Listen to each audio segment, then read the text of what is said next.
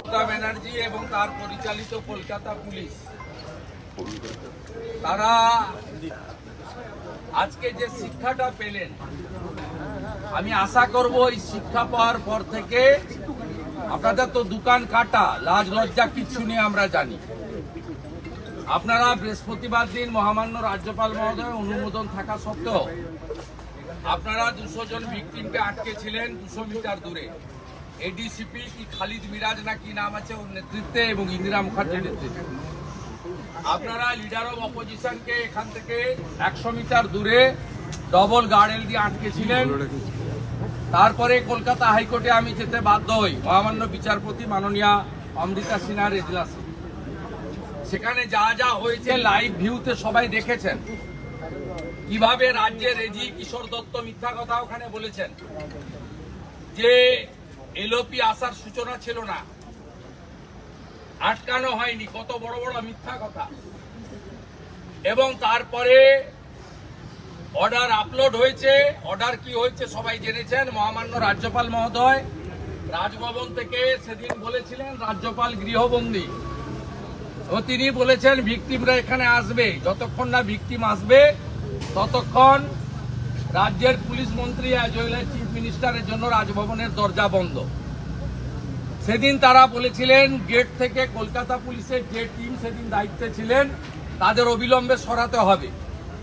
আমরা কৃতজ্ঞ মহামান্য রাজ্যপাল মহোদয়, আজকে উনার সানডে অনেক শিডিউলের মধ্যে উনি আমাদের সময় দিয়েছিলেন। আমরা 106 জন ভিকটিম এবং লিডার অব অপোজিশন আমি মহামান্য রাজ্যপাল মহোদয়ের কাছে গেছি এবং মহামান্য রাজ্যপাল মহোদয়কে একটা 10-12 মিনিটের শর্ট ব্রিফিং দিয়েছি, রিটিন ডকুমেন্ট দিয়েছি এবং যা যা ঘটেছে ভিডিও ফুটেজ, পিডিএফ সমস্ত কিছু আমরা এবং স্টিল পিকচার সমস্ত মহামান্য রাজ্যপাল মহোদয়কে দিয়েছি। আমরা অত্যন্ত খুশি। পশ্চিমবাংলার অত্যন্ত মিষ্টি ভাষা বাংলাতে মহামান্য রাজ্যপাল মহোদয় আজকে অন লাইভ তিনি ভিকটিমদেরকে সম্বোধন করেছেন এবং বলেছেন ভিকটিমদের জন্য আমার দরজা খোলা, পুলিশ মন্ত্রীর জন্য দরজা বন্ধ। এবং কলকাতা পুলিশের যে টিম বৃহস্পতিবার অসভ্যতামি করেছে বিনীত গোয়েলের নির্দেশে মমতাকে খুশি করার জন্য, তাদের অবিলম্বে এখান থেকে চেঞ্জ করার নির্দেশ রাজ্যপাল মহোদয় দিয়েছেন। আমরা উনাকে উনার কনস্টিটিউশনাল হেড, উনার পাওয়ার কি আমরা জানি। উনি পঞ্চায়েত নির্বাচনে 8200 কমপ্লেন ওয়ার হাউস খুলে পাঠিয়েছিলেন, একটা তো অ্যাকশন টেকেন হয়নি, সেটাও পশ্চিমবঙ্গের লোক জানে। উনি আমাদেরকে কথা দিয়েছেন যে আমি শুধু স্টেট গভর্নমেন্টকে অ্যাডভাইস করা তা নয়, এবারে আমি আমার ক্ষমতা প্রয়োগ করে কেন্দ্রীয় সরকারকেও আমি সুপারিশ করব পশ্চিমবঙ্গে যেটা করার দরকার টু রেস্টোর কনস্টিটিউশন, মানুষের জান মাল নিরাপত্তা, তার জন্য আমি করব। আমি উনাকে বলেছি পশ্চিমবঙ্গের সংবিধানের 4টা স্তম্ভ আক্রান্ত, ল মেকাররা আক্রান্ত, অপোজিশন লিডার অপোজিশন এমএলএদের অ্যাসেম্বলি থেকে 5 মাস 6 মাস করে প্রত্যেক বছর সাসপেন্ড করে বাইরে রাখা হয়, বলতে দেওয়া হয় না। ব্যুরোক্রেসি আক্রান্ত, সব নর্মস ভেঙে রিটার্ন লোকদের এক্সটেনশন দেয়। একটা বড় অংশের আইএএস এবং আইপিএস যারা মুখ্যমন্ত্রীর দ্বারা বশংবদ নয়, চটি চাটেন না, তাদেরকে কার্যত গ্যারেজ করে উনি বসিয়ে রেখেছেন, ব্যুরোক্রেসি নিশ্চিহ্ন। জুডিশিয়ারি এখানে অ্যাটাক, সবাই জানেন জাজেদের কিভাবে উনি অ্যাটাক করেন, জাজের বাড়িতে পোস্টার ফেলেন। সেই কারণে মাননীয় মুখ্যমন্ত্রীকে 5 লক্ষ টাকা ফাইন করেছিল 2021 সালে মহামান্য বিচারপতি কৌশিক চন্দ্রের বেঞ্চ। কৌশিক চন্দ্র মহোদয় 5 লক্ষ টাকা কলকাতা হাইকোর্টের বারকে জমা দিতে হয়েছে, যেটা স্বাধীনতার পরে কাউকে দিতে হয়নি। শুধু তাই নয়, মিডিয়া যেভাবে অ্যাটাক হয়েছে, সংবিধানের 4র্থ স্তম্ভ, সেটাও আমরা সন্দেশখালীর ঘটনা নিয়ে যেভাবে রিপাবলিকের রিপোর্টারকে কলার ধরে তুলে আনা হয়েছে, যেভাবে বিপি আনন্দের অ্যাসিস্ট্যান্ট ডাইরেক্টরকে এডিটর সিনিয়র এডিটরকে নোটিশ পাঠিয়ে বলা হয়েছে সকালে আসতে, একাধিক পোর্টাল ইউটিউবারের বিরুদ্ধে আক্রমণ করা হয়েছে, অন্যান্য চ্যানেল প্রিন্ট মিডিয়া আক্রান্ত হয়েছে। আমরা সেসব কথাও মহামান্য গভর্নরকে বলেছি যে সংবিধানের 4টা পিলারই শেষ করে দিয়েছে এবং এখানে ভোটের নামে কার্যত প্রহসন হয়েছে, গুন্ডাদের দখলে ছিল, গণনা কেন্দ্র কাউকে রাউন্ড যে বলা হয়নি। সর্বোপরি আমরা দাবি করেছি যে সমস্ত শেল্টারলেস লোকেদের বাড়িতে পৌঁছে দিতে হবে নিরাপত্তা দিয়ে। যারা আক্রান্ত হয়েছে তাদের, যারা আক্রমণকারী তাদের বিরুদ্ধে ব্যবস্থা নিতে হবে এবং সাথে সাথে ক্ষতিপূরণ কেন্দ্রীয় বাহিনীকে দুর্গাপুজো পর্যন্ত রাখা এবং মহামান্য রাজ্যপালের যদি পসিবল হয় এরিয়া ভিজিট করা, যেভাবে 2021-এ আজকের ভাষণের উপরাষ্ট্রপতি তৎকালীন রাজ্যপাল জগদীপ ধনখড় করেছিলেন। মহামান্য বর্তমান রাজ্যপাল মহোদয়ও 23-এর পঞ্চায়েত নির্বাচনে করেছিলেন। সেই সব আবেদন আমরা করেছি। উনি প্রত্যেকের সঙ্গে ঢোকার সময় কথা বলেছেন, এই মায়েদের, দিদিদের, বোনেদের সঙ্গে, অন্যান্য আক্রান্তদের সঙ্গে, এবং কর্মসূচি শেষ করার পরেও তিনি নিচে নেমে এসে প্রত্যেকের কাছ থেকে পেশেন্স হিয়ারিং নিয়েছেন, নোট নিয়েছেন এবং তাকে আমরা এই সমস্ত ছবি, তথ্য ইত্যাদি দিয়েছি। এবং আমরা ওনাকে একটা ডাটা দিয়েছি যে মহামান্য অবসরকালীন সামারে যিনি বসেছিলেন ডিভিশন বেঞ্চ, মাননীয় বিচারপতি কৌশিক চন্দ্র মহোদয়ের বেঞ্চ, সেখানে ডিজিপিকে কমপ্লেন করার জন্য বলা হয়েছিল। 1025টা কমপ্লেন ডিজিপিকে করা হয়েছে। তার মধ্যে টিএম বাড়ি ভেঙেছে, লুট হয়েছে সব 340, 233, 310, 750 এবং রেশন কার্ড 5000-এর বেশি লোকের রেশন কার্ড নিয়ে নেওয়া হয়েছে। এবং আপনি শুনলে অবাক হবেন, বিশেষ করে কোচবিহার জেলায় সিতাই, দিনাটা, মাথাভাঙা, নাটাবাড়ি এবং কোচবিহার দক্ষিণ, এই 5টা বিধানসভায় কোনো ভারতীয় জনতা পার্টির লোকেদের, সনাতনীদের বিশেষ করে রাজবংশী সহ কারোর বাড়িতে গবাদি পশু নেই। সমস্ত গবাদি পশু মানে গরু এবং ছাগল খুলে নিয়ে চলে গেছে তৃণমূল কংগ্রেসের দুর্বৃত্ত বাহিনী। একজনের বাড়িতে নেই। আমি দায়িত্ব নিয়ে বলছি, আপনাদের নাটাবাড়িতে, সিতাইতে, মাথাভাঙাতে, দিনহাটাতে এবং আপনার কোচবিহার সাউথে এবং ব্যাপকভাবে এখানে আমাদের এসসি মোর্চার নেতা সঞ্জয় নায়ক আছেন, তার বাড়ি এটা নিয়ে তৃতীয়বার ভাঙা হলো। 21 সাল থেকে পরপর করা। এই মাকে কিভাবে মাথা ভাঙা হয়েছে, কিভাবে রড দিয়ে, ইনি বিজেপির কোনো কর্মকর্তা নয়, এর অপরাধ ইনার পরিবার বিজেপিকে সমর্থন করেছে। এইভাবে প্রত্যেক ইনার মন্দির পর্যন্ত, এই যে ঠাকুরকে দেখছেন ইনি সন্ন্যাসী, ইনার মন্দির পর্যন্ত পুরো মন্দির ভেঙে দেওয়া হয়েছে। উনি এখন কলকাতাতে রাস্তায় ঘুরে বেড়াচ্ছেন, গাছের নিচে, ফ্লাইওভারের নিচে জীবনযাপন করছেন। ইনার মন্দিরকে পর্যন্ত রাখা হয়নি। এইরকম একটা পরিস্থিতি পশ্চিমবাংলায় চলছে। আমরা মহামান্য আদালতেও গেছি, পাবলিক ইন্টারেস্ট লিটিগেশন করেছি এবং মহামান্য আদালত নিশ্চিতভাবে আগামী মঙ্গলবার বা বুধবার, যদি মঙ্গলবার কোর্ট না হয় তাহলে হয়তো বুধবার আমাদের মনে হয় শুনানি করবেন। মহামান্য প্রধান বিচারপতি তিনি মহামান্য অন্য বিচারপতিকে অ্যাসাইনমেন্টও করেছেন বলে আমরা শুনেছি, তারা শুনবেন। সেখানে আমরা তথ্য প্রমাণ দিয়ে এই গুন্ডাদের বিরুদ্ধে বিচার চাইব। এর বাইরেও আমরা 2021 সালে যে 61টা মামলা সিবিআই করেছিল, সেই পোস্টপোল ভায়োলেন্সের যারা খুনি তাদেরকে সিবিআই এখনো পর্যন্ত গ্রেপ্তার করেনি।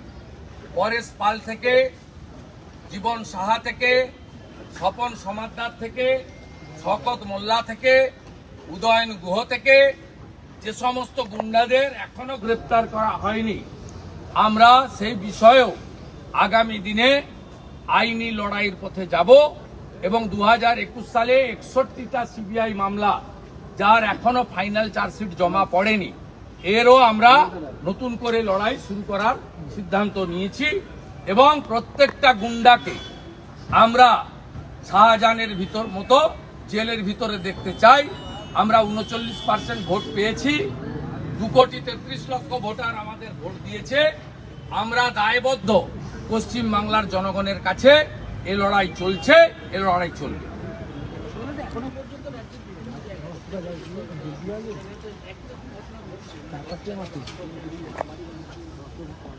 প্রত্যেক দিনই ঘটছে।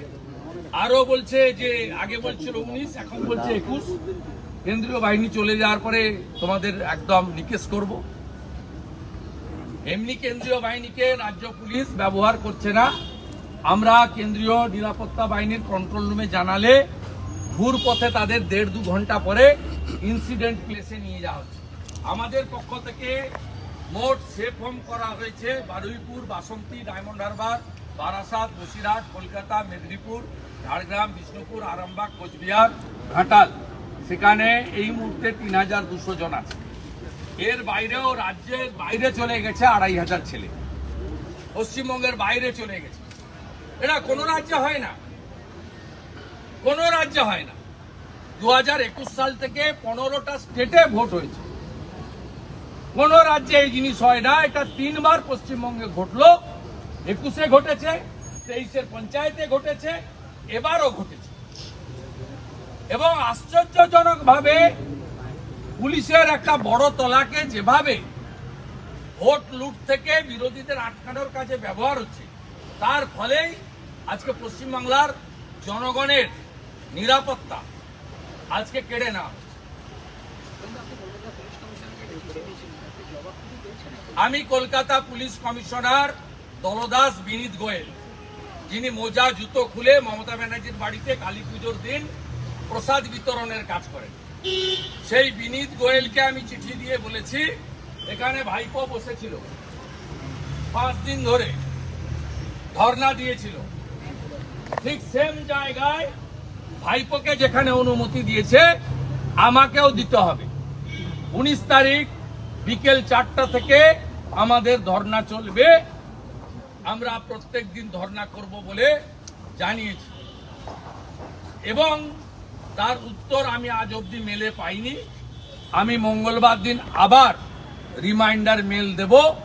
উত্তর পেলে ভালো, উত্তর না পেলে আমি যে পদ্ধতিতে পারমিশন আদায় করে এখনো অবধি 100-র বেশি সভা আমাকে গত 3 বছরে করতে হয়েছে, এখানেও ধর্নাটা ঠিক একই পদ্ধতিতে পারমিশন আদায় করে আমি করব।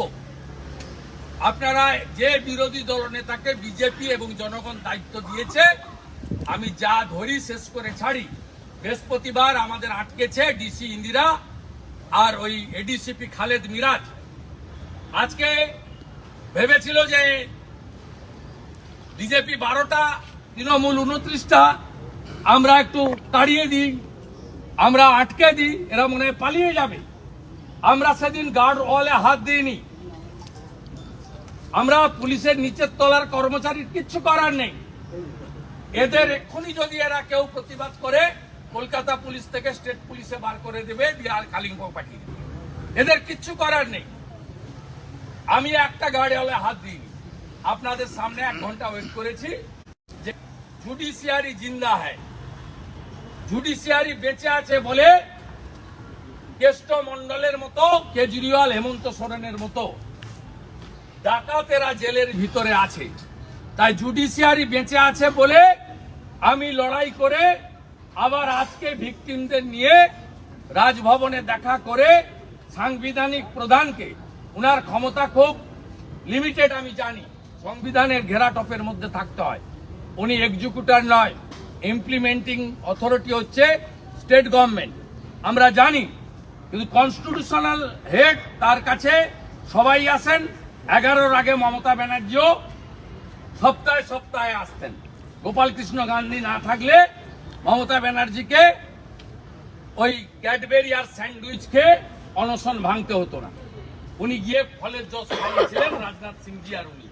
তা আমরা সেখানে এসে আমাদের কথা, আমাদের আবেদন, আমাদের তথ্য, প্রামাণ্য, যুক্তি এবং ভিকটিমদের মুখ থেকে যারা অ্যাকচুয়ালি আক্রান্ত তারা তাদের কথা বলেছি।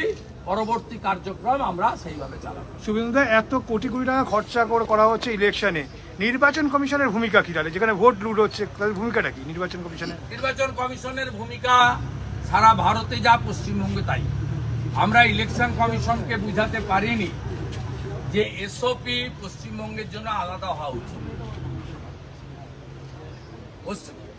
ইলেকশন কমিশন তারা দিল্লি থেকে ভাবেন যে উড়িষ্যা যা, উত্তরপ্রদেশ যা, গুজরাট যা, এখানেও তাই। তো পশ্চিমবঙ্গটা যে আলাদা, এটা ওরা এখনো পর্যন্ত ভেবে উঠতে পারেনি। শুধু আমার মনে হয় শেষের দিকে ওনাদের মাথায় একটা কিছু এসেছিল যে 15 দিন সেন্ট্রাল ফোর্স রেখে দিই। এই একমাত্র রাজ্য যেখানে 6 তারিখে এমসিসি ওঠার পরেও 15 দিন সেন্ট্রাল ফোর্স 19 তারিখ পর্যন্ত রাখার অর্ডার সেন্ট্রাল ইলেকশন কমিশন দিয়েছিল। আমি আপনাদের মাধ্যমে প্রশ্ন করতে চাই ইলেকশন কমিশনকে, 2021 বিধানসভা পশ্চিমবঙ্গ ভোটের পর থেকে ছত্তিশগড়, রাজস্থান, মধ্যপ্রদেশ, মিজোরাম, তেলেঙ্গানা 15টা রাজ্যে ভোট হয়েছে। কোন রাজ্যে এই ধরনের ঘটনা ঘটে? উড়িষ্যাতে বিজেডি 20 বছর শাসন করেছে। আজকে উড়িষ্যায় বিজেপি সরকার হয়েছে, 21টার মধ্যে 19টা সিট আমরা পেয়েছি। সেখানে একটা বিজেডি কর্মী বলতে পারবে যে বিজেপি, আমার উড়িষ্যা তো আমাদের গায়ে, আমার বাড়ি থেকে তো কার্যত ওয়াকিং ডিস্টেন্স, 40 মিনিটে উড়িষ্যা বর্ডার। তা একজনও কেউ বলতে পারবেন না যে উড়িষ্যাতে বিরোধী দলের কর্মী আক্রান্ত হয়েছে। উত্তরপ্রদেশে আমাদের সরকার, আমরা 30-35টা সিট সেখানে লুজ করেছি, হেরেছি, মানুষ হারিয়েছে। গণতন্ত্রের জনগণ শেষ কথা। একটা লোক বলতে পারবে যোগীজি সেখানে পুলিশকে নামিয়ে দিয়েছেন মিথ্যা মামলা করার জন্য? ভারতীয় জনতা পার্টি তো সেখানে ক্ষমতায়, বিরাট মেজরিটিতে ক্ষমতায়, সেখানে কাউকে মারধর করছে কেউ বলতে পারবে? উদাহরণ নেই। তাই পশ্চিমবঙ্গে এগুলো হচ্ছে যারা শাসক তারা এটা চান বলে, তারা বিরোধীদের নিঃশেষ করতে চান। এর জন্য যদি কেউ দায়ী হন, পুলিশ মন্ত্রী মমতা ব্যানার্জি দায়ী। এই কারণে 21 সালে 5 সদস্যের যে বিচারপতির বেঞ্চ হয়েছিল, তারা এনএইচআরসি কে ইনভেস্টিগেশন করতে দিয়েছিল। এনএইচআরসি রিপোর্টে 1 নম্বরে লিখেছিল তারা পশ্চিমবঙ্গে আইনের শাসন চলে না, শাসকের আইন চলে। This is the actual ground reality of West Bengal.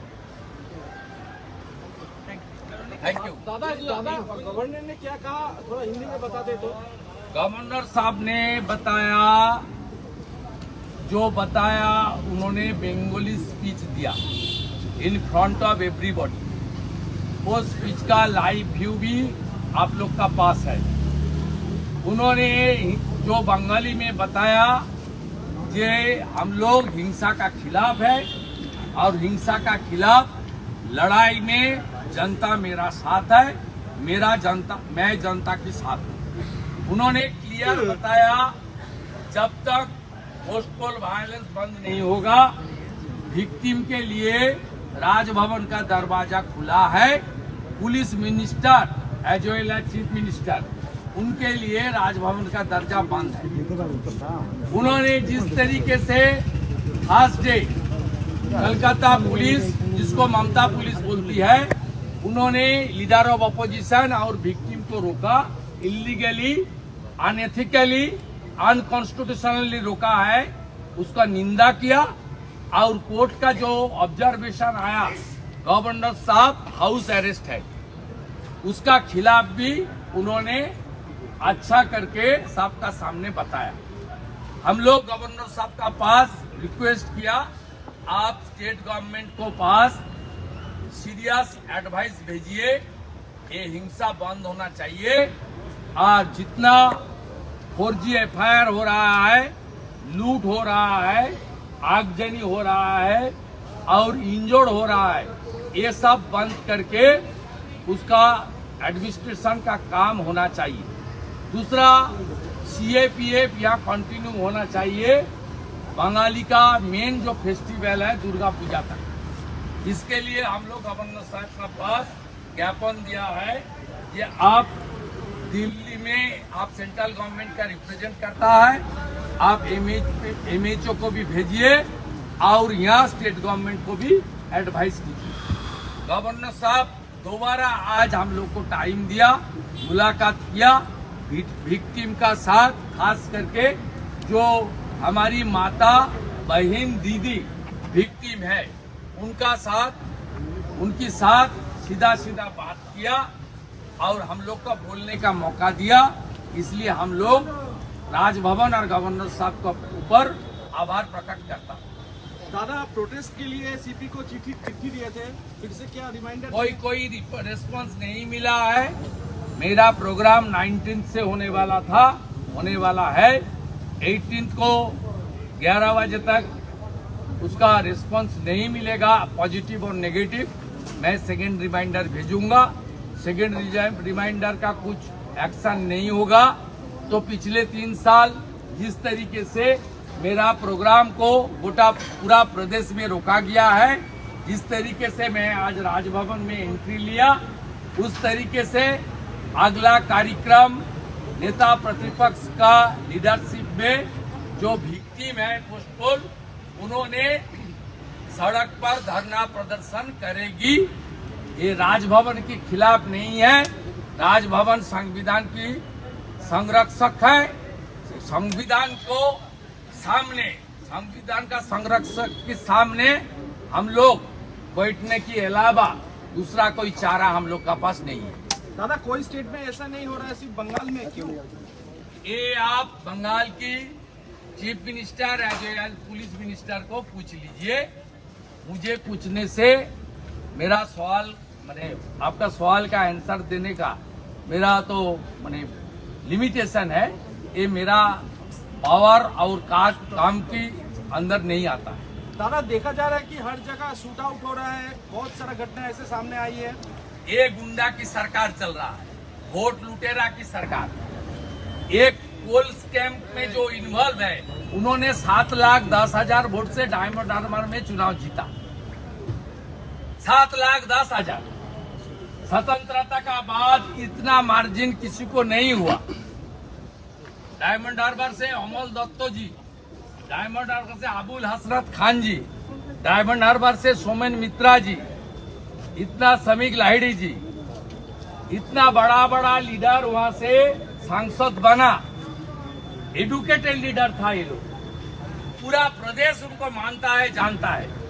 उसका मार्जिन भी इतना नहीं हुआ। ये किस तरीके से धांधली हुआ आप देख लिया।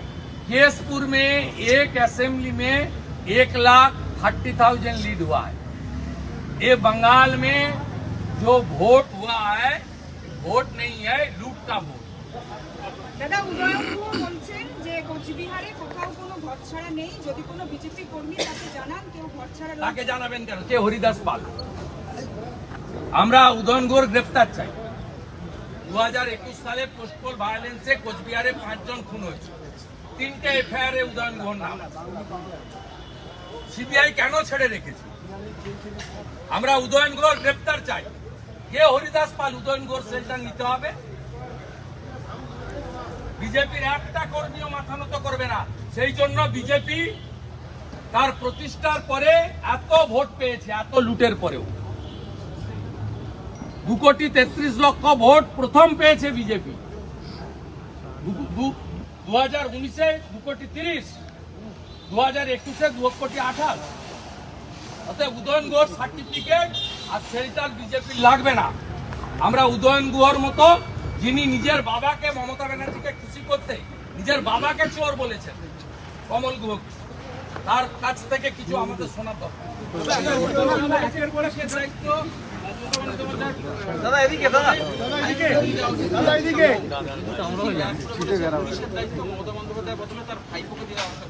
লাইটটা বন্ধ করো দিকে। লাইট বন্ধ। তার অভিজ্ঞতার পুনর্গণনার কাজ আপনি করবেন আবার বেশ কয়েকটি লোকসভা কেন্দ্রে আবার নতুন করে পুনর্গণনা আবার গণনা করার জন্য আমরা ইলেকশন পিটিশন করছি। তাতে মাননীয় রেখা পাত্র করছে হাজী নুরুলের নমিনেশন বাতিল করার জন্য। যে গ্রাউন্ডে দেবাশিস ধরের বাতিল হয়েছে, সেই গ্রাউন্ডে হাজী নুরুলকে বাতিল করতে হবে, আইনে লেখা আছে। এ তো শুধু টাইম উইল স্পেক, বাতিল তো হবেই।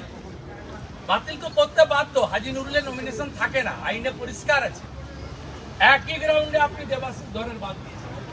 আর আমরা ডায়মন্ড হারবার, জয়নগর আর আপনার ঘাটাল, সেখানে সিসিটিভি ফুটেজকে সেন্ট্রাল ফরেন্সিক ল্যাবে আমরা বলেছি ইভিএম মেশিনগুলো আর সিসিটিভি গুলোকে সেন্ট্রাল ফরেন্সিক ল্যাবে তদন্ত করুন, তদন্ত রিপোর্ট যা বলবে কোর্ট যেন সেই সিদ্ধান্ত নেন। আমরা শুধু ওইটুকু চেয়েছি, সব সিসিটিভিতে কে কে হাত দিয়েছে ওই ফরেন্সিক ল্যাবে হলেই হবে।